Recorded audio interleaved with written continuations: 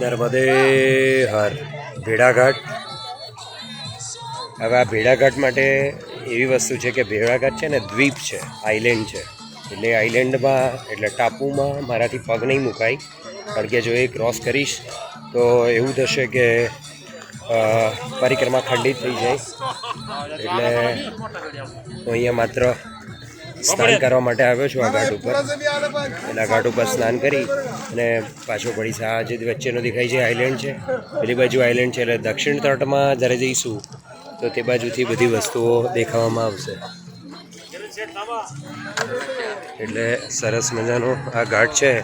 પણ અહીંયા સ્નાન કરીને આગળ ગ્વારી ઘાટ, તિલવારા ઘાટ, આ બધા ઘાટ ઉપર જવાનું છે.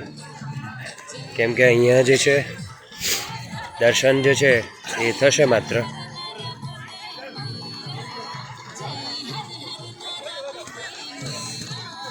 પૂરી પાર લગા દો હર હર નરક દે મૈયા, પૂરી પાર લગા.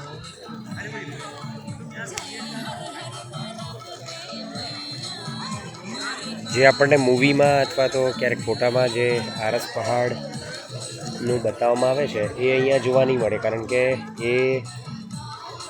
એ જે વસ્તુ છે એ વચ્ચેની સાઈડ છે, એટલે આઇલેન્ડમાં છે બધું. એટલે પરિક્રમા દરમિયાન ત્યાં પ્રવેશ કરી શકાય નહીં, નહીંતર ખંડિત થઈ જાય. એટલા માટે હું માત્ર અહીંયા સ્નાન કરવા આવ્યો છું.